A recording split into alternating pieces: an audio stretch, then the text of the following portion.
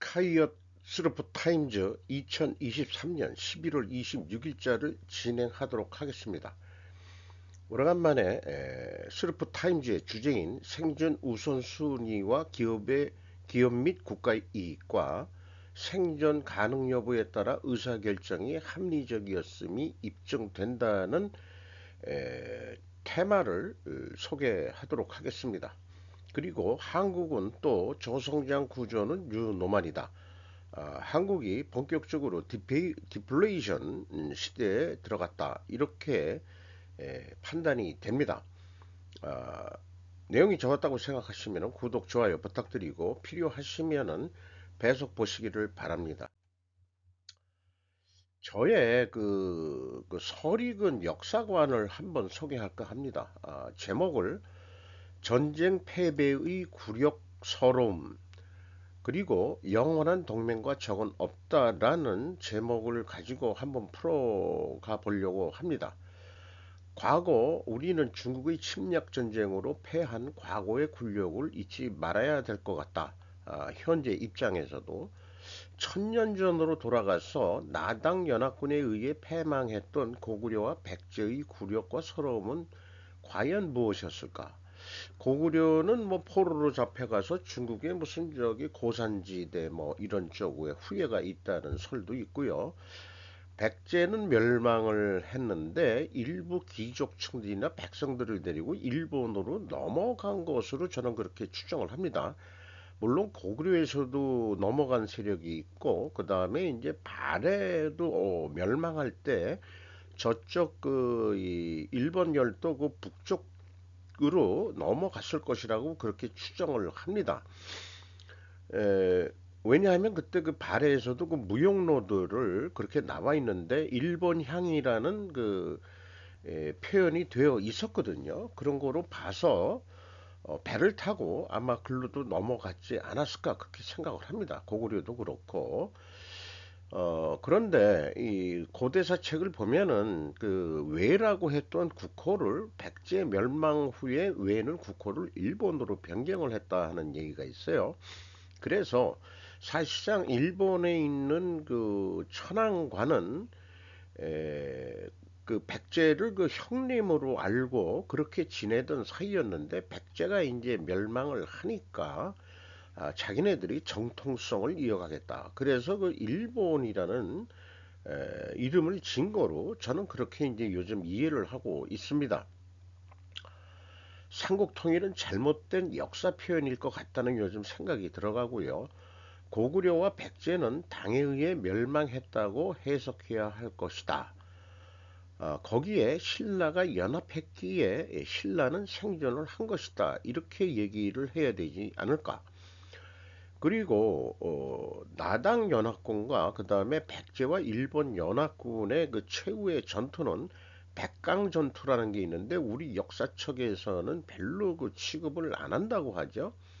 그 백강이라는 게 현재 그 충남 백마강 쪽인가 군산 그쪽 어디를 얘기하는 것 같은데 거기에 그 조수간만의 차이가 그렇게 심한데 거길까? 아닌 것 같기도 하고 그런 게 있습니다. 오히려 그 산동반도 쪽에 거기서 그 어떤 전투가 벌어지지 않았을까 하는 그런 그냥 상상을 해봅니다. 근거는 없는 거지만 백강이라고 하는 것은 군산 역사박물관에 가면은 좀 표현이 되어 있는 게 있습니다. 고려 때에는 몽골이긴 하지만 중원을 지배하는 원나라가 됐으니까 그것도 중국인 거죠. 침략을 당하면서 공려 등으로 끌려간 고려인들 수모를 당하고 그렇게 했지만은 어떤 측면에서는 중국을 지배하는 데 있어서 중국인들을 채용하기보다는 고려인들을 그 궁중에서 일하는 사람으로 끌고 갔다 이런 또 설도 있습니다. 만주족도 사실 중화족이 아니죠. 만주족 청이 명을 치기 전 너희들을 까불지 마라 하고 조선부터 제압하기 위해서 1, 2차 침략을 했죠. 최후의 남한산성에서 그 삼전도 굴욕을 당했던 우리 조선입니다. 그리고 중원을 지배했던 나라가 다 중국이라고 요즘 인식을 하고 있으니까 고대는 중국의 침략을 한반도는 계속 침략을 받았었다. 그런데도 지금 그 친중을 하겠다는 애들을 우리는 어떻게 이해를 할까 하는 생각입니다. 그리고 이제 또 조선 때는 1, 2차 임진왜란은 방어 전쟁 성공으로 해석해야 되지 않을까. 물론 이제 명나라 원군도 왔다 뭐 하지만은 그 민중의 그 투쟁도 있었죠. 그런 그 스님들도 일어서고 뭐 그런 식으로 해서 임진왜란 때는 이제 일본이 뭐 그래서 물러간 거로 이렇게 됩니다만은 지금도 울산 지역에 외성이라고 되어 있고 그 다음에 조선 때도 그 교육을 위해서 대구 근처 어디에 외관이라는 그런 그 외인들이 사는 지역도 허락을 해준 경우가 있죠. 부산 지역에서도 그 일본인들이 거주하는 데를 허가한 그런 지역도 있었다고 하는 얘기가 기억이 납니다. 일본은 드디어 청일전쟁과 러일전쟁을 승리하면서 큰 대가를 치렀죠. 거기서 얻은 것이 결국은 한국이다. 조선을 드디어 합방하는 데 성공했다. 저는 서구 열강들처럼 식민지 지배를 당했다는 그런 입장은 아닙니다. 인식을 해보면은 왜 그런 거 허니 일본말을 가르쳤다 뭐 어쩌고 저쩌고 하지만은 이 한국 식민이라는 그런 개념 속에서 신분 제도가 폐지가 됨으로써 누구나 공부를 열심히 하면은 높은 자리에 올라갈 수 있다. 만들어준 게 일제 그 지배 시대 때부터 형성이 된 거죠. 그렇다고 하고 거기에서 뭐 격가지로 할 얘기는 많습니다만은 2차 대전 패배를 한 독일 그리고 태평양 전쟁에서 패한 일본은 패전 후 어떤 굴욕과 서러움을 당했을까? 해보면은 옛날 전쟁하고는 틀리게 1차 세계대전의 개우는 그 패전국 독일에게 너무 많은 배상금을 요구하면서 급격한 인플레이가 일어나서 결국은 나치의 그 발생을 만들게 되고 복수를 하겠다는 그런 거를 거꾸로 만들지 않았냐. 그래서 2차 세계대전이 일어났다고 한다면 그래서 어, 독일과 일본을 제압한 미국이 점령군으로서 지배하는 형태로 변했을 것 같다. 겉으로는 자주 그 행정부 이런 거를 다 인정하지만 사실은 보이지 않게 뒤에서 다 조정하는 거 아니냐. 그런 일본 같은 경우에는 그런 시스템을 구축하기 위해서 메가더 사령부는 GHC라고 해서 5년 동안이나 일본을 그 점령군으로서 지배를 했죠. 그래서 지금까지 그때 만들어 놓은 시스템들이 유지된다고 봅니다. 한국은 3년 만에 미군 통치를 벗어나서 그 한국이라고 건국을 하게 됐죠. 그래서 뭐 그런 형태를 취하게 된 거 아니겠느냐 이런 생각을 합니다. 그러니까 전쟁의 패에서도 좀 강압적인 게 있을래는지 모르지만은 과거의 그 패전국처럼 그렇게 힘들게 되진 않았다. 그리고 오히려 한국 전쟁을 통해서 일본 경제가 다시 부흥을 하면서 경제 발전의 도약이 한국 전쟁이었다고 그렇게 인식을 합니다. 그럼에도 패전국은 승전국과 피지배를 받았던 식민지 국가들에게 가해자로서 낙인 찍혀 사과, 배상을 요구당할 수밖에 없었던 현실이죠. 이거를 야당 애들이 지금 야당 애들이 계속 써먹고 있는 거죠. 위안부하고 징용 근로자 뭐 이런 거로 해서요. 징병까지도 뭐 얘기가 되고 있는지 모르겠습니다만은 그래서 과거는 현재 있자 뭐 이런 거로 지금 윤 정권은 해 가고 있는 거고 한국 내에서 배상을 하겠다는 거를 지금 한일이 다시 대화를 하고 있는 것도 우리는 인식을 하고 있습니다. 만약 남북한 제2 한국전쟁이 발발한다면 그러면 남한이 필히 전쟁의 승리를 해야 한다. 왜냐하면 내가 남한 국민이기 때문에 그렇습니다. 북한 체제 내에서는 저는 도저히 못 살 것 같아요. 북한이 승리하기를 바라는 남한인이 있다면 적으로 간주되어야 마땅하다. 지금도 친북, 그 다음에 종북 뭐 이런 세력들 이런 간첩으로 간주해야 맞을 거라고 저는 그런 입장에 있습니다.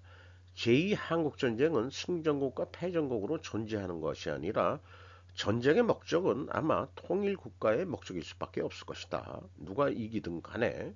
그러나 북이 지배한다 그러면은 뭐 제거될 대상이 또 엄청 많겠죠. 그렇다고 해서 친중 아니 친북파하고 이런 애들이 또 계속 살아남을 거냐 그러면 에, 북한 정권에서 이 남로당 출신들이 올라가서 뭐 있었지만은 나중에 다 제거된 거가 역사적인 사실이 있는데 그런 역사들은 왜 역사 교육을 안 가르치나 모르겠어요. 남한이 북한을 통일하기 위해서는 사전에 중국과 러시아의 힘이 빼야 성공할 수 있을 거라고 생각을 합니다. 그냥 말로 평화 통일 뭐 해가지고 문정권이 하는 방식으로는 해결될 수가 없습니다. 그게 한국 혼자 힘으로는 이루어지기 힘든 게 현실입니다. 미국은 현재 중국의 힘을 빼는데 주력해야 하는데 이게 조금 애매하게 왔다리 갔다리 하고 있죠. 트럼프는 아니었는데 어제의 친구가 적이 되어가고 있죠. 현재로선 어쨌든 그쪽도 한 3, 40년 그 등소평이 문호 개방한 이후로 미국하고 아주 잘 해오다가 이제 최근에 이제 다시 이제 적이 돼가고 있는 과정에 있다고 봅니다. 그러나 6.25 한국 전쟁처럼 수백만의 민간인이 사망하는 재래식 전투 방식은 피하는 전쟁이어야 할 것이 될 것이라고도 또 생각을 해봅니다. 한반도가 통일이 된다면 북한이란 어제의 적을 친구로 만드는 작업이 필수적으로 행해져야 된다. 공산당을 제거하는 것이지 북한 주민들까지 뭐 하는 건 아니지 않느냐. 그러나 그동안에 공산주의 사상으로 살았던 사람들이니까 예를 들어서 전향이라고 그러죠. 그런 것들은 분명히 심리적으로 일시적으로 변할 수 있다고 저는 믿습니다. 이 남한 체제가 우리가 먹고 살기 편하다고 바로 믿게 만들면은 다 같이 동조할 수 있는 그런 날은 있을 거라고 생각합니다. 독일은 흡수 통일 비용이 너무나 많이 들어가서 영국어에서 표현하듯이 유럽의 병자가 되었다고 영국은 평했었죠. 희망사항은 북한이란 어제의 적을 친구로 만들 수 있는 그 상황입니다. 희망사항은. 그럴 가능성이 없다면 제거 외에는 방법이 없다라고 말씀드릴 수 있겠습니다. 패전한 일본과 독일을 미국의 변형된 식민 지배라고 표현할 수 있다면 한국 또한 예외일 수는 없습니다. 미국이 남한을 점령해서 민주국가를 만들었던 어떻든지 간에 음, 이승만 대통령이나 박정희 대통령 외에는 자주를 많이 내세웠죠. 근데 현재의 정권 이런 것이 결국 어떤 자주권 뭐 이런 거에 의한 대통령이냐 하기에는 조금 어설프다 하는 얘기들이 좀 있는 것 같습니다. 그런 견해가. 그래서 패전국이지만은 더 악발 같았던 일본에 전 국민이 죽더라도 이 미군을 수백만 명은 우리는 죽이고 우리가 그냥 자살하고 말았다. 그래서 뭐 결사 뭐 이런 자살 특공대 이런 것까지 한 거니까 아주 미국이 학을 떼어가지고 원자폭탄을 터뜨린 거 아닌가 하는 생각입니다. 그리고 일본에 대해서는 한국보다도 사실은 어떻게 보면은 미국의 간섭 정도가 더 심한 것 같아요. 뭔가 이제 이 원자폭탄이라든지 이런 얘기만 나오고 그러면은 또 일본의 힘을 뭐 스스로 키우겠다든가 그런 자주적인 발언이 나오면 그 수상의 말로가 안 좋다는 게 역사적으로 증명이 되고 있습니다. 이런 거로 봤을 때는 뭔가 보이지 않는 미국의 힘이 작동하고 있는 거 아닌가 하는 생각을 갖게 되고요. 이런 생각을 좀 정리를 해 봤습니다. 원재료값 내려도 식품 가격 올라 10% 오른 식용유, 원재료는 28% 내려 이런 기사를 냈는데 맡기면 출고가가 내렸는데 소비자 물가 지수 오르기도 이렇게 또 얘기를 했습니다. 식용유 하나만 하더라도 원재료 가격이 내려갔는데 왜 올렸냐? 이런 쪽으로 얘기를 했습니다. 분유도 그렇고요. 뭐 어묵, 맛살, 껌 등도 뭐 이렇게 됐는데 이제 다 상승한 것으로 조사가 됐다 이런 얘기인데 제 견해를 좀 말씀드리면은 정부 공사 즉 한전이나 한국가스공사도 원재료 가격 변동을 타임리하게 요게 적시 그때그때 하게 반영하지 못했죠. 정치적인 목적도 있었지만은 민간 영리 기업은 경쟁 관계로도 원재료 가격 변동을 즉각적으로 반영하지 못하는 경우가 허다합니다. 독점일 경우에는 바로 적용하지만은 경쟁 업체가 있을 때는 뭐 식음료 같은 경우가 그런 거에 또 해당하겠죠. 그리고 특히 납품업체, 어떤 대기업에 납품하는 업체일수록 더더욱 그렇다. 이렇게 말씀드려서 그래서 하도부의 경우 현재 그 원재료 연동제란 법도 더불당이 통과는 시켰어도 어떤 그 적용의 한계가 있을 것 같고요. 전체 경제에 적용하기는 무리일 것이다. 2022년 전년도 매우 급등한 국제 원자재 가격의 인상 요인을 어떤 경우에는 100%도 올라간 것들이 있는데 요즘 원재료 가격이 내렸다는 것은 그 한 3년 전에 비해서는 그래도 높게 형성이 되어 있는 거죠. 그래서 충분히 2023년에 반영하지 못해서 영업이익이 대폭 감소하거나 2023년에 그 결과가 나오고 있으니까 또는 영업손실 상태가 일어나 가지고 더 이상 우리 못 버티겠다. 직원 월급도 올려줘야지. 뭐 다른 물가도 올랐는데 뭐 우리도 좀 올려야 되겠다. 그러니까 2022년도에 가격 인상 압박이 억제됐던 게 이 터진 게 아니냐 이렇게 해석하는 게 맞을 것 같습니다. 그런 생각을 입증을 하기 위해서도 저는 그 스루프 소닉을 좀 분석을 해서 지속적으로 좀 소개를 하고자 합니다. 이스라엘과 하마스 휴전 시작, 일부 인질 석방 및 가자지구 추가 지원 준비 해서 세 기자가 AP통신에서 했는데 그림만 주로 가져왔습니다. 약간 이제 휴전 상태에서 인질들을 교환, 석방한다. 이런 뉴스가 되겠어요. 요거는 뭐 헤드라인에 나왔던 건데 4일간의 가자 휴전이 시작됩니다. 인질 교환, 제수 교환을 위한 무대가 마련되었습니다. 4일 지나선 다시 전쟁한다는 얘기죠. 목로 동심 파괴, 예측대로 진행되는 이스라엘 하마스 전쟁.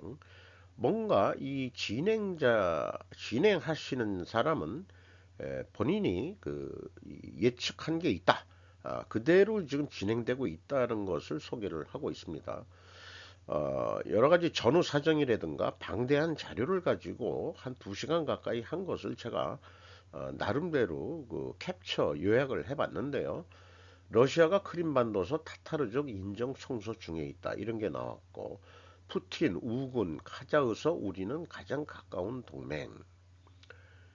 카자흐가 또 이렇게 얘기했다는데, 그리고 트럼프와 푸틴은 친한 것으로 되어 있고요. 트럼프는 팔레스타인을 부인할 것이라고 판단하고 있고, 그러면 중국 주기에 집중할 것이다. 트럼프가. 슬로바키아 친러 성향 새 총리가 했는데 우크라 지원 패키지를 현재 거부하고 있다. 서방 원조 피곤해지고 있다. 젤렌스키 축출 가능성이 있다. 평화협상 너무 완강히 거부하기 때문이다. 우크라이나가 사실 곡창지대로 되어 있고 전쟁이 1년 단위나 진행되면서도 또 뭐 곡물이 올랐다가도 다시 안정세로 되어 있는 것 같고요. 한국은 군사적 개입은 해서는 안 된다는 견해를 확실히 밝히고 있고 바이든 시진핑의 1년 만에 대자에서 에이펙 회의 뭐 있었지만은 어, 2년 만에 뒤집힌 미중 경제 상황 시진핑 더는 자랑 못해 라는 것도 소개를 하고 있습니다. 결국 LA까지 가서 에이펙 회의에 참석했다는 얘기는 형님한테 고개 숙이러 간 거다. 이렇게 봐야 맞는 것 같습니다. 그리고 현재로선 미국만 성장하고 있는 상황이고 전 세계는 다 하향 추세다 이런 얘기고요.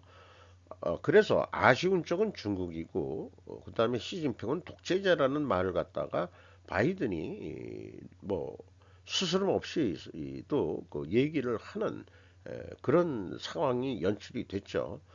중국은 대만을 침공할 능력이 현재는 없다고 진단을 합니다. 미국은 우리의 친구라 말하는 중국인들이 늘어나고 있다. 이런 것도 소개를 하고 있고요. 그래서 현재 그 시진핑이 집권하게 된 그 줄거리, 그 이런 근거들을 쭉 그 추적 조사해서 소개를 하고 있는데, 부시 대통령이 사실 CIA 국장도 했었고, 그 다음에 그 아니, 중국의 미국 국무부 연락사무소 소장도 했었고, 이런 사람이 41대 미국 대통령이 됐는데, 예일대 출신이라는 것을 강조하고 있습니다. 그리고 이 중국에 영향력을 미친 그 미국 금융기관은 골드만삭스가 배경에 있다라고 또 소개를 했고, 2006년에 항저에서 그 미국의 그 골드만삭스 쪽 사람들이 그 이 당 석인가 하고 있을 때 시진핑 만난 이후로 이 시진핑이 급성장했다는 얘기죠. 그래서 주석이 되기 전까지 쫙 그 연도별로 그 이 상승하는 그런 거를 정리해서 소개를 하고 있고요. 중국은 소비시장 역할에 만족하라는 것 같다. 현재 입장에서 보면은 미국한테 대들지 말라. 이런 얘기 같기도 합니다. 갑자기 사라지는 중기업 임원들, 중사업 환경에 냉기 간도라 이런 거를 또 소개하면서 장관 이렇게 두들겨 잡으면서 그동안에 그럼 시진핑이 하기 전까지 이미 경제 발전을 하고 있었기 때문에 아무래도 그 상하이방이 그 중국의 이 자주파 같은 사람들이겠죠. 상하이방 사람들이 원래 그 상인이고 상하이라는 게 중국의 경제에 큰 그 주축을 이루는 중요 멤버들이었으니까 그 상하이방 출신들을 그 시진핑이 집권하면서 다 제거했죠. 이제는 공청당까지 다 제거를 해가지고 아마 시진핑은 평생 임기가 보장된 게 아닐까 이런 생각이 있고요. 이 그런 상황에서 한중의원연맹 소속 여야 국회의원 24명 집단으로 방중을 했다. 그런데 이런 거에 대해서는 그 미친 새끼들 아니냐 뭐 이런 얘기도 있어요. 어, 가끔 갔다가 이 욕 비슷하게 나오는데 그거에 대한 변명은 한동훈 씨 발언에 곁들여서 한번 의견을 좀 말씀드려 볼까 합니다. 이스라엘 하마스 전쟁은 전쟁 영구화가 목적, 하마스 기습 공격은 계산된 도박이다. 뭐 이런 뉴스를 하지만은 그 하마스라는 게 시체팔이 적군파들 어제 오늘의 얘기가 아니고 사실은 국내에서도 그 좌파들이 광주사 때 세월호 사건, 이태원 사건 등등에도 전부 다 그 시체팔이 하는 거다. 공산주의 세력은 민간인을 방패로 테러를 한다. 그게 생리가 되어 있다 이렇게 얘기를 하고요. 민간인들을 이용하고 희생시킬 것이고 자신들은 희생할 생각은 전혀 없는 인간들이다. 이렇게 또 소개를 하고 있습니다. 미국, 이란 연계 군시설 폭격은 억제 차원, 이란과의 충돌 안원해. 이런 또 뉴스들이 나왔고, 미 시리아 소재 이란 혁명 수비대 민병대 시설 또 공습했다. 그런데도 이란 최고 지도자는 하마스의 전쟁 직접 개입 않겠다 통보했다 그러고 현 대통령은 이집트도 마찬가지고요. 약간 접혀가지고 안 보였네요. 현 대통령도 그 신이스라엘을 선포를 했다고 그러죠. 거기다가 이집트가 인구 폭발을 지금 하고 있다고 그러고요. 우리나라 같은 나라나 일본이나 중국도 지금 출산율 저하로 매우 고민들을 하고 있는데 이 이슬람 국가들은 어떻게 해서든지 애들이 그렇게 많이 낳나 모르겠어요. 일부 다처절해서 그런가? 그 원인도 한번 나중에 한번 해봐야 될 것 같은데 사우디 같은 경우에는 그 왕국 체제지만은 그 국민들 불만을 위해서 다 그 공짜로 먹여 살려주고 있죠. 나라가 돈을 벌어가지고 그러니 할 일이라는 게이 히잡을 쓰고 있어야 되고 술도 금지시키고 뭐 할 일이 뭐 있겠어요. 음, 애들 낳는 일뿐이 더 있겠냐? 이런 생각을 또 해보게 됩니다.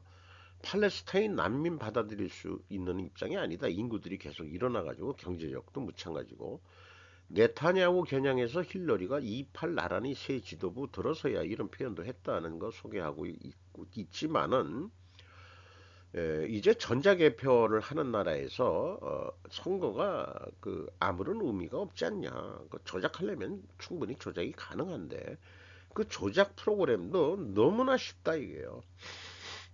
그 전산 하시는 분들한테 물어보면은 그거 뭐 너무나 쉬운 걸 가지고 뭐 그런 거 그러니까 이 투표는 전자개표하면은 안 된다. 이런 얘기들을 하고 있죠.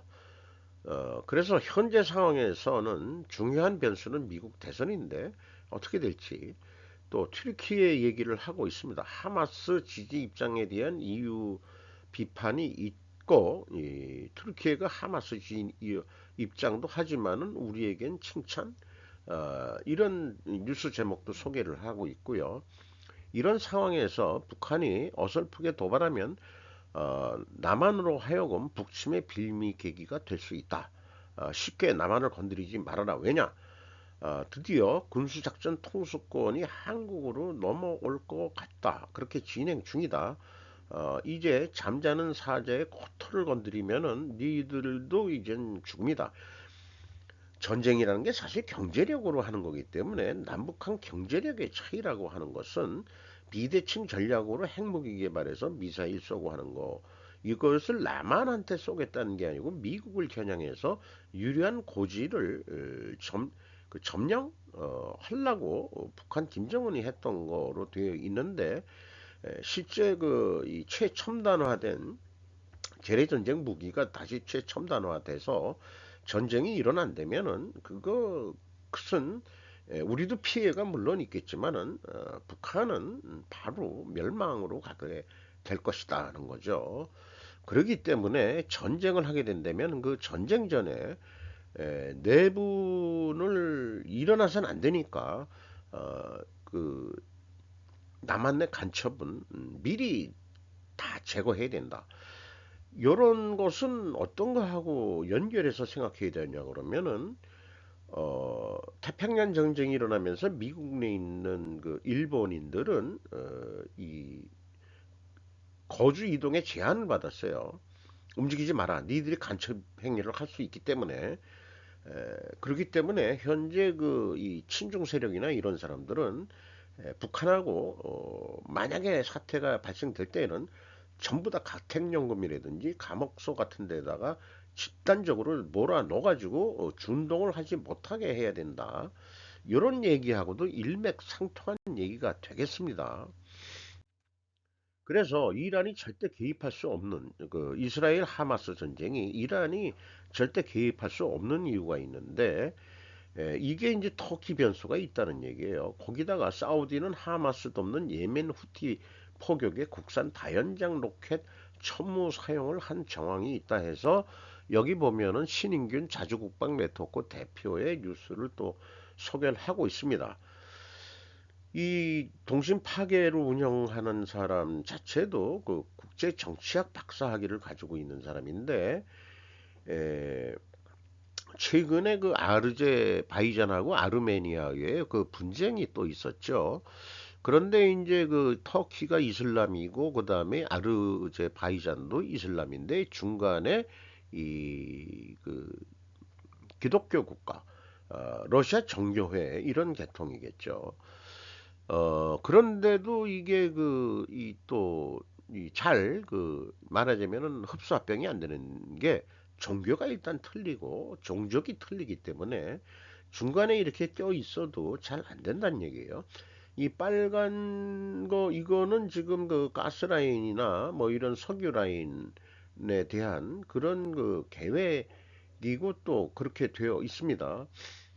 그런데 만약에 아르제바이잔이나 이게 이제 그 카스피의 남쪽도 유전지대라고 그러는데 여기에서 본격적인 유전이 개발된다면은 이란이 그 수도가 이 저기 그 이란의 수도 테헤란이 좀 북쪽에 있는 거로 되어 있죠. 개발을 안 한다. 왜 그러냐면은 국제 이권 세력들에 들어오게 되면은 다 100% 국영 개발 하기도 어려울지 모르지만은 여기 그 카스피의 남쪽에서는 또 투르크 종족들이 많이 살고 있다 그래요. 그리고 여기 빨간 그 분홍색 표시된 데는 그 아제르바이잔 인구들이 이란 내에서도 또 아르제바이잔 인구들이 또 집중적으로 살고 있는 데기 때문에 여기를 그 이렇게 이 통이 에, 여기를 이란한테 이걸 먹게 되면은 뺏으면은 터키하고 그 아르제바이잔하고 연결이 돼 가지고 카스피의 유전이나 뭐 이런데 그다음에 이제 카자흐스탄이나 뭐 이런 쪽에서 나오는 유전지대하고 직접적으로 연결이 돼서 이란한테는 절대 이익이 되지 않기 때문에 못 건드린다. 그래서 움직일 수가 없다. 뭐 이런 식으로 이제 해석을 해내고 있습니다. 이런 해석이 국제 정치학 박사로서 나름대로 높은 식견을 우리한테 소개해주고 있는 거라고 생각을 합니다. 이란 내 아르제바이잔이 빨간 게 짙을수록 그 많이 살고 있다 그런 얘기죠.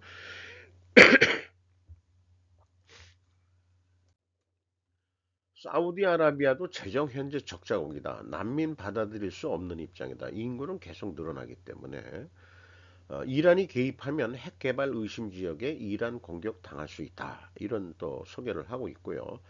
그리고 뭐 참고적으로 이낙연 씨가 그 대선 주자 패배 후에 미국에 가서 뭐 공부를 하고 왔다는데 돌아와가지고 국가가 허물어지는 거 있는 것 같다, 두렵다, 뭐 이런 제목을 했는데 아까 얘기했지만은 그 서두에 저도 일본이 사실상 식민 지배하는 거로 당하고 있는 거로 표현돼야 되지 않느냐 이렇게 얘기했습니다만은 그렇다면 똑같이 한국도 예외는 아니지 않느냐.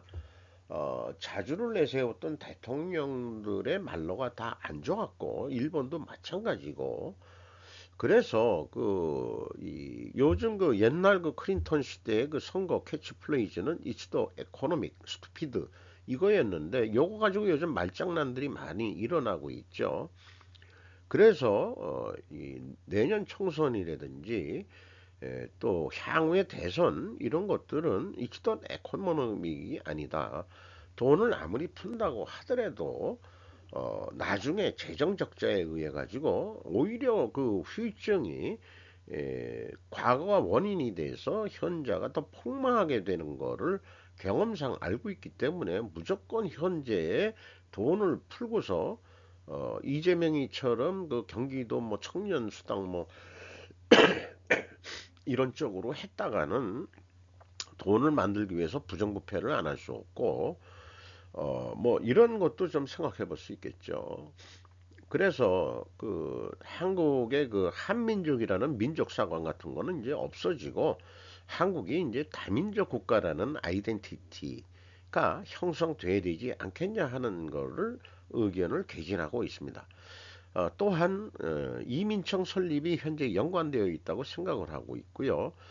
이제는 이제 중국인들 더 이상 받아들이면 안 됩니다. 중국인들은 차이나 세력들을 만들어 가지고 또 하는 애들이죠. 그렇게 생각을 합니다. 박정희 대통령이 혁명을 일으키고서 가장 잘한 것은 중국 화교들한테 니들은 딴 사업하면 안 돼. 짜장면집이나 운영해. 요거 아주 잘했던 거거든요. 근데 그게 이제 무너져 있다 이겁니다. 그래서 시장 상권에도 지금 침투를 하고 있어요. 이 동네. 이런 재래시장 이런 데도 그게 눈에 보입니다. 단결해가지고 뭐 협동조합 같은 식으로 만들어가지고 침투를 하고 있습니다. 한국말 배워가지고 떠리 얼마마 소리 질러가면서 그렇게 장사를 하고 있습니다. 그리고 또 이 한동훈 그 법무장관은 그 현대중공업에 가서 숙련 기능 인력 비작 쉽게 해서 외국 이 인력들이 에, 뭐 쉽게 들어올 수 있도록 그렇게 좀 조치를 하겠다는 뉴스도 있었죠. 교황청 카톨릭 신자 프리메이슨 가입 금지 재확인 이건 뭐 그냥 곁들여서 나온 얘기인데 그 판에서 만약 교황청을 그냥 일본의 그 야쿠자라고 비유를 해서는 좀 교황청을 좀 결례하는 건지는 모르겠어요. 그렇게 비유하면 되겠느냐. 그런데 일본 야쿠자 내에서도 야마구치 구미가 가장 최대 세력인데 그 야마구치 구미 내에서도 그 세력 싸움이 있고 서로 죽이고 하는 일들이 일어나는데 이것은 그들끼리 리그에서 지들 주도권 싸움일 뿐이다. 그러니까 지금 그 프리메이슨가라 뭐 이런 것들도 지들까지 리그다 이런 쪽으로 우리는 해석해야 되지 않느냐 그렇게 소개를 하고 있습니다. 그리고 정치판에 그 함부로 들어가서 이용당하지 말라는 것을 계속 얘기하고 있습니다. 그 세뇌 공장에 당하지 마시고 이 주관을 가지고 국익 관점에서 그 정치판 돌아가는 거를 해서 몸조심하시기 바란다는 메시지를 계속 보내고 있습니다. 현재 반중 친미의 관점을 지속적으로 소개하는 운영자다. 선과 보수와 진보 이런 이념 대립이 아닌 국익 관점의 분석과 해석을 해내는 것에 저는 동조하고 또 격려하는 입장입니다. 상당히 공부도 많이 한 사람이고 저같이 가방끈 젊은 사람하고는 좀 틀리고 많이 연구도 하고 또 고생도 많이 한 사람이기 때문에 나이가 저보다 한참이나 어린 사람이지만은 오히려 배울 게 많다 이런 생각을 좀 하게 되네요. 그리고 제가 스루풋이라는 게 결국은 이익이거든요. 그래서 생존과 이익 관점에서 이 스루풋 뉴스를 하는 거기 때문에 저의 주제하고 거의 맥락을 같이 한다. 이렇게 좀 봐주시면 어떨까 싶습니다. 한동훈 장관의 그 뉴스가 있는데요. 한동훈 HD현대중공업 방문 숙련 외국인 인력 공급에 최선하겠다. 임수정 조민주 기자 뉴스 1에서 보도를 했습니다.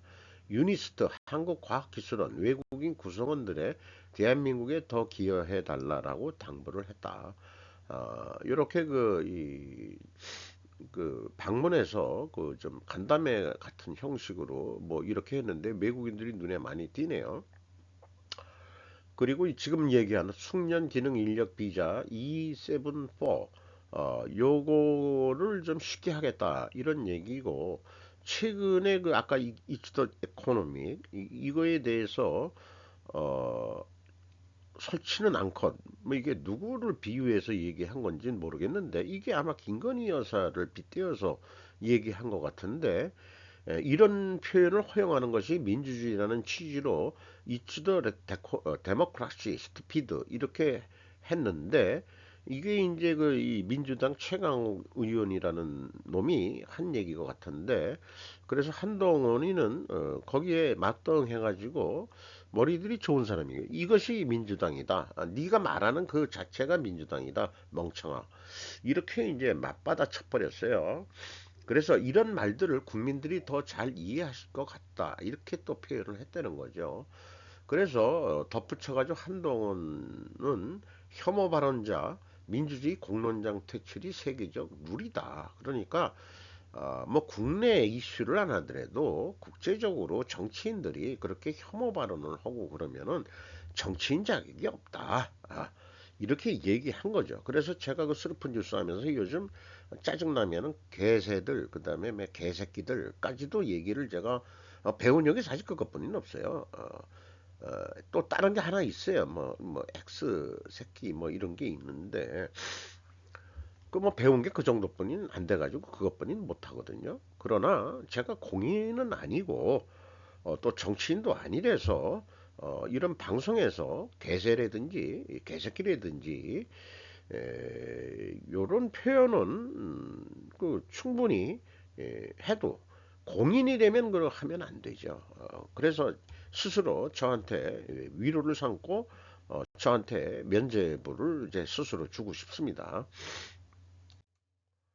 정부 전산만 먹통 얘기가 쭉 나왔었는데 이게 이제 저는 이런 일이 일어날수록 해커 여부하고 이런 걸 좀 해야 된다. 지금 이제 우리가 전산화됐다고 해서 일본은 뭐 현재 아날로그고 팩스 쓰고 자빠졌고 뭐 이런 거 했다가 이런 걸 당해봐 보니까 어떠냐? 더 아날로그보다 더 못하게 된 거죠. 이게 문제인 거죠. 그 전산화라는 게. 그래서 이런 뉴스에 대해서도 그 김아린 기자가 코리아 헤럴드에서도 뉴스 보도를 냈습니다만 한국 정부 웹사이트 연쇄 정전 우려 사이버 공격 이런 제목으로 했는데 국가정보원에서도 외국 인터넷 프로토콜 주소를 가진 미제 요원이 PPS 웹서버에 접속하려 했다며 공격 가능성을 제시했다. 이렇게 또 소개를 하고 있고요. 그리고 그 목요일 오후에 발표한 자료에 따르면 일부 웹사이트를 겨냥한 집중 공격이 발견되었다며 공격의 배후가 누구인지 그들이 무엇을 찾고 있는지에 대한 자세한 정보는 아직 없다고 덧붙였다. 이게 우리가 좀 문제가 있는 겁니다. 한국 그 전산 국가 전산망이.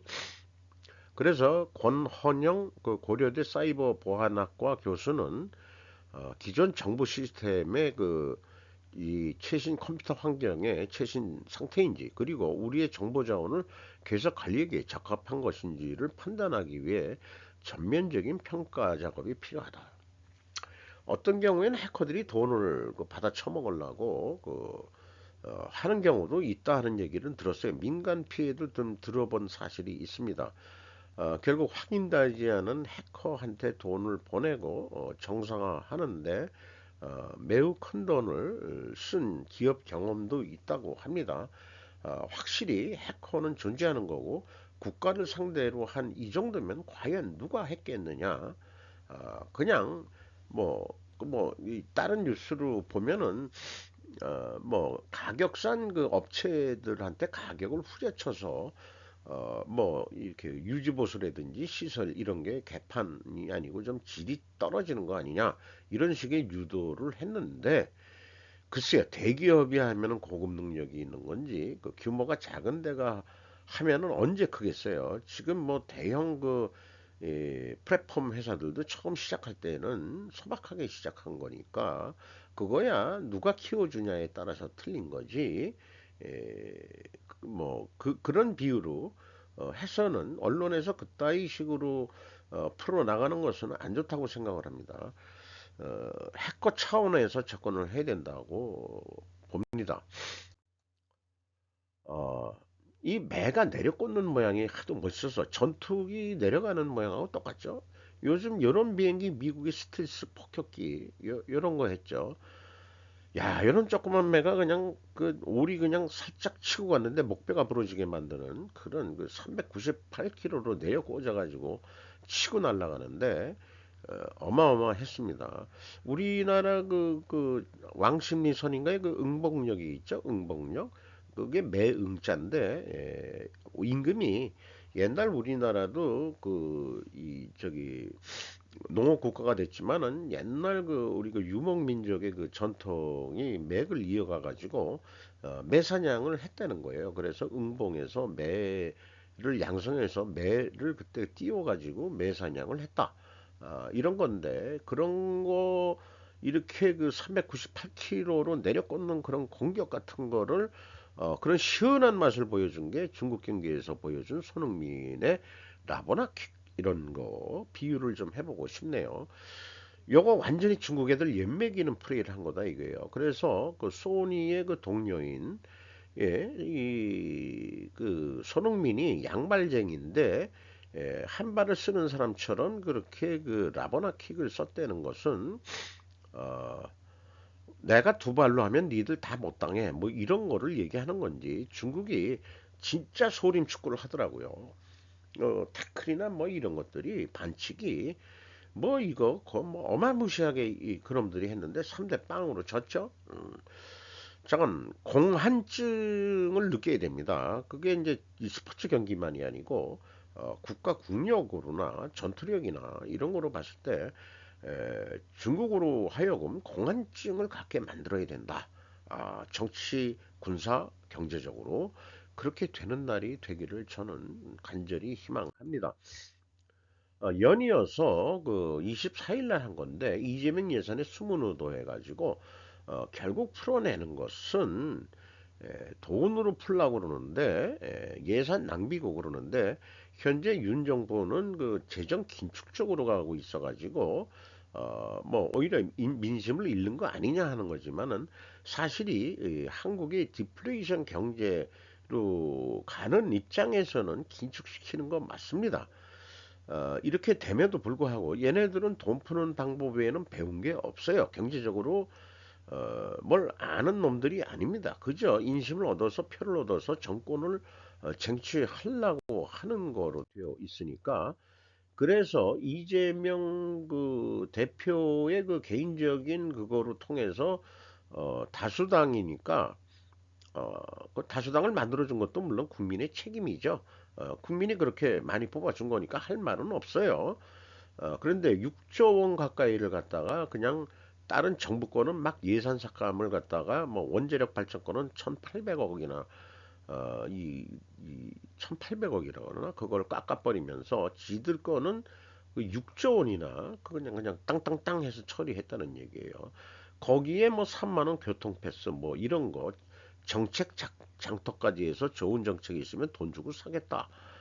뭐 이런 것까지 해서 이 청년들 표를 지금 얻으려고 아웅바등 하고 있다. 학자금에 대해서는 무이자화 하겠다. 이게 그 자유경쟁 시대에 이것은 이게 뭐 공산주의지 그러면은 이런 거로 해서 또 그 이렇게 그 대출이 그 쉬워가지고 피해를 키웠고 또 돈의 어려움을 모르고 큰다고 그러면은 좀 문제가 있는 거 아니냐 이런 얘기 했어요. 그래서 우리나라도 일본에 잃어버린 30년 초입에 한국도 들어왔다. 이렇게 얘기했는데 저하고 인식이 같군요. 근데 저는 그 빨리 끝나기 위해서 어떻게 할 거냐를 고민을 하고 있는데 그것이 전국적으로 스루풋을 어떻게 올릴 거냐 이거에 저는 그 미시적인 관점이지 그 거시적인 정책이나 경제 정책은 제 분야가 아니고 모를 뿐더러 기업이 영업이익이 내려가는 것을 어떻게 영업이익을 올릴 거냐 이런 쪽에 이제 되는 거지만은 국가 전체적으로 얘기한다면은 경제 성장률을 어떻게 다시 올릴 수 있을 거냐 이거가 그냥 돈만 푼다고 해서 되는 건 아니다. 재정 적자가 계속 된다 그러면 부채 비율이 늘어나고 어, 그렇다 이런 얘기죠. 그래서 요런 비유도 하네요. 일본 여자들이 한국 남자들의 기대 아니 남자들에 대한 기대치가 높지가 않답니다. 30년을 어, 그냥 그렇게 살았기 때문에 남자들은 그 돈 버는 그 능력이 있는 게 아니구나. 그러니까 같이 사는 것은 같이 맞벌이해서 사는 거지. 그 남자한테 의지해서 전업주부로 한다는 것은 일본 젊은 세대 여자들은 생각을 이제 안 갖게 됐다. 이런 얘기예요. 그래서 똑같이 한국 남자들도 쭈꾸미가 돼가고 있다. 어, 그러니까 이제 여자들이 생각이 안 바뀌니까 그 백마탄 왕자만 항상 생각을 하고 모든 남자들이 그렇게 잘난 놈만 있어가지고 그러니까 결혼 안 하고 그러니까 애새끼들도 안 낳고 뭐 이렇게 되는 거 아니냐. 그래서 뭐 가오라는 뭐 일본 말이 이제 가오라는 게 얼굴인가요? 어깨인가 나 잘 모르겠는데 남자가 가오가 있어야지 에, 돈을 못 벌더라도 그 쭈글통 돼서 살면 되겠느냐. 뭐 이런 또 곁들여서 이런 얘기도 하네요. 차입금 원금은 어차피 갚아야 한다는 것이다. 이자를 안 나더라도 너무나 당연한 것인데 그래서 무조건 대출은 안 된다. 뭐 무이자를 받다 뭐 이런 걸 떠나서라도 망할 놈은 망하게 해야 된다는 게 이제 논리인데 그건 너무 맞는 얘기입니다. 그런 의미로서 얘기하는 거고 소상공인 대출 뭐 해서 하지만은 좀비 기업만 키우는 거 아니냐. 결국 경쟁력을 키워야 되는 거지 돈을 밀어줬다는 것은 사망하는 것을 연장하는 것뿐이 더 되는 게 아니다 이게. 우리 그 노인네들이 대학병원에 들어가서 수명 연장 그 기능하면 돈만 들어가지 나중에 결국 죽는 거 아니에요. 그러니까 경쟁력을 살리는 게 뭐냐? 스루풋을 올릴 수 있는 방법이 뭐냐? 이런 거로 정책을 만들어 가야지 돈 푼다고 해결되는 건 아니다 하는 것은 너무나 당연한 얘기입니다. 그리고 정부도 국고보조금을 부정 사용하는 300여 건의 수사 및 감사 의뢰를 했다. 뭐 정부 단체나 시민 단체들한테 이런 거 많이 있죠. 저 위안부 파리하는 그 김수향인가 연자 들어가는 그 연이라고 표현하는 그런 여성들 그걸 준말로 하면 연 아니에요? 그 연이 무슨 욕입니까? 김수향 연. 거기다가 개자를 붙이면 개년이 되는 거죠. 남자 새끼한테는 새끼라고 붙이고 개남이라고 불러야 되나요? 그리고 뭐 술, 홍삼, 지역상품권 중고시장에서 못 판다. 이게 뭐 잘못하면 마약하고 뭐 무슨 연관관계가 있을 수도 있고 뭐 술 이런 거는 그 중고시장에서 안 된다. 뭐 이런 것도 제한을 걸고 있는 것 같고요. 혈세에 빨대 꽂은 사회적 기업의 민낯. 자, 그 누구예요? 그 서울시장 했던 갑자기 이름이 기억이 안 나네. 자살을 당한 건지 모르겠습니다만은 저도 이 그 소셜에 관심이 꽤 많아가지고 그 한겨레 사회적 기업 대학원도 다녔었고 그다음에 사회적 기업과라는 과정 뭐 이런 거 돈을 들여서 공부를 좀 많이 해본 사람 중에 하나입니다. 제가 얻은 결론은 사회적 기업은 어떤 형태든 법적 형태는 협동조합이어야 되고 그것을 사회적 기업이라고 명명할 수 있는데 기업의 목적이 좀 좋은 뜻으로 하는 거죠. 이익만 낸다고 하는 건 아니지만은 이익은 내긴 내야 돼요. 그래야 유지가 될 수 있는 거니까. 문제는 의사결정의 방법론인데 주식회사는 일원 일표예요. 그런데 사회적 기업은 1인 협동조합은 1인 1표라는 얘기입니다. 따라서 목소리 큰 놈이 이기게 돼 있다 이게요. 자기는 출자금을 한 1% 냈고 제일 많이 낸 사람이 5%라 그러면은 5% 사람을 무슨 그 의사결정하는데 질수가 있다 이게 왜 그러냐? 그 정신이나 그 저기 예를 들어서 목소리 크다는 얘기는 뭐냐 그러면 그 지배 이론이나 이념이 세가지고 그 장악을 해버리는 거죠 그 사회적 기업을. 그래서 그 사회적 기업이라고 그냥 무조건 붙여주면 안 된다. 그나마 그 협동조합 형태를 가지고 있어야 되고 견제 세력도 있어야 되고 그런 건데 그런 거 하느니 차라리 그냥 영리기업 주식회사를 해라. 그게 제가 사회적 기업을 배운 결론이었습니다. 사업의 뜻을 사회적 그 뭐라 그럴까요? 어떤 의의가 있는 그런 행동도 할 수 있다는 거지. 사회적 기업이라고 해서 영리 추구 안 하는 법은 아니거든요. 어, 영리 기업의 목적은 오늘도 내일도 돈을 버는 것인데 맨날 돈 번다고 악법까지 행하면서 하는 건 아니다. 환경이나 인권이라든가 이런 거 다 존중해 가고 또 사회적으로 좋은 뜻을 이뤄가면서도 하는 영리 기업은 수없이 많더라 하는 게 발견이 되거든요. 때문에 무슨 이 좌파 애새끼들이 그 사회적 기업 뭐 이런 운운을 하고 협동조합 뭐 이런 운운을 해가지고 자기네들 먹거리 만들려고 해가지고 결론은 자기의 그 영업 자생력도 없이 국고 보조금 빼먹는 게 주사업으로 변형된 그러니까 사업 능력을 해서 돈을 매출을 일으키려면 얼마나 힘든지를 몰라요.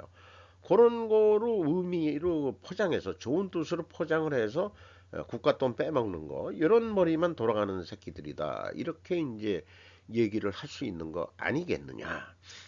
직접 네가 영리기업처럼 뛰어봐라 얼마나 힘든 세상인데 매출을 수주하기 위해서 그런 이 전장통에 크지 못하고 뭔가 이게 이 정부 돈 빼먹는 것은 권력과 결탁한다는 얘기고 결국 부정부패로 갈 수밖에 없는 것이다. 이렇게 생각이 됩니다. 여기서 조금 길어졌네요. 세계 최초 문의 축전 보내고 44억 거둔 단체 유엔 사칭 운영하다 해체. 유엔 헤비다트. 이게 그 집수리 봉사 활동 하는 데죠. 근데 이게 허위 단체였다 이런 얘기예요.